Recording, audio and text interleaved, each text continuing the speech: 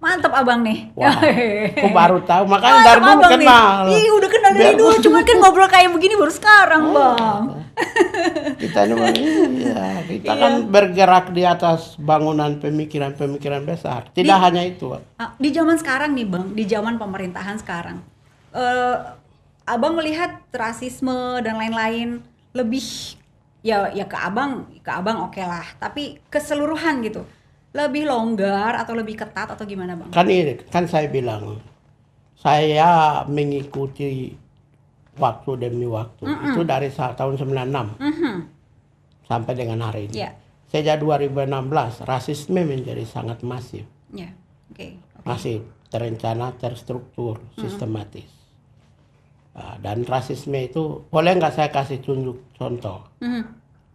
Contoh, Ya. saya besar di Jogja ya. Saya dari umur 17 tahun. Misalnya filosofi-filosofi, nilai-nilai kebudayaan, cara pandang, nilai terhadap kekuasaan, nilai terhadap alam itu saya sudah belajar. Sangat mendalam. Buku-bukunya juga banyak saya baca. Jadi 2014 Presiden Jokowi betul mengkapitalisasi Papua. Sehingga itu mendapat simpati. Gelombang kedua 2019 kapitalisasi Papua melalui Freeport. Oke. Masalah apa namanya? Saham, investasi. Juga mendapat perhatian.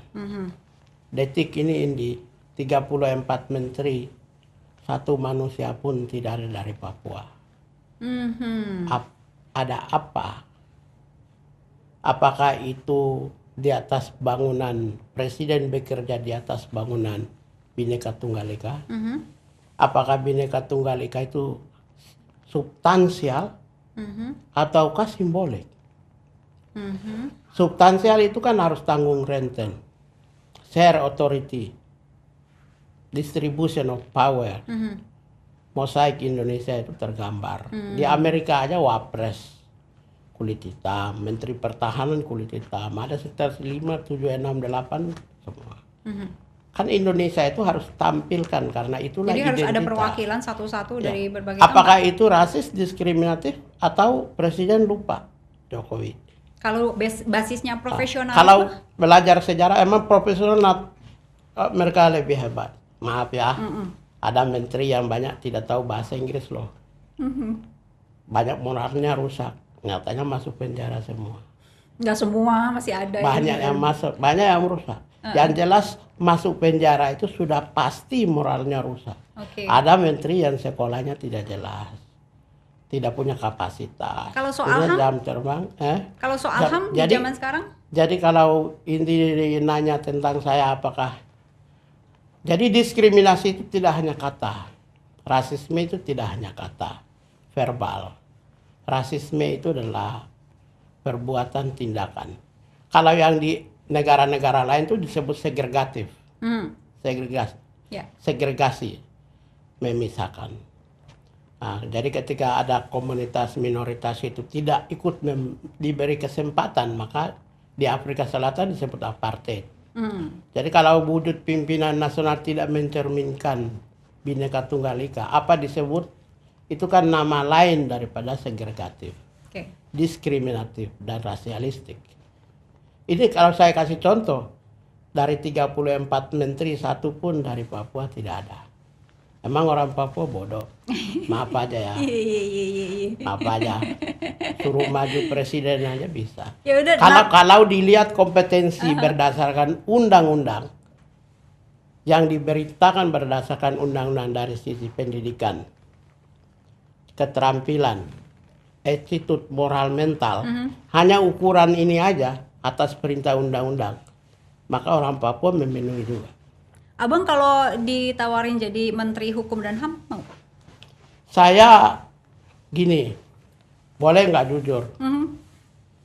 Indi, Iya apa? saya sudah 7 tahun kritik Jokowi. Apa pantas saya menerima. Justru karena kritik kan untuk membangun gitu kan Bang. Gini, saya memberi kritikan dan saya tidak pernah rasis. Tidak pernah kritik individu. Kalau saya kritik individu mungkin sudah saya diginiin.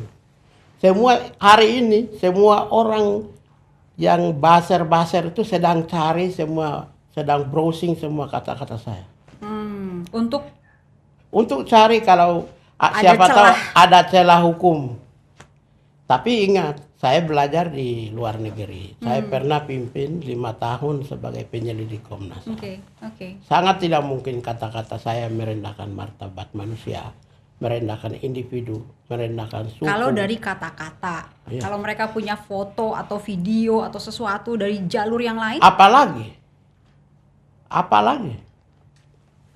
apalagi perbuatan tindakan saya tidak pernah. Nyatanya tanpa soal ini aja saya lagu Batak semua.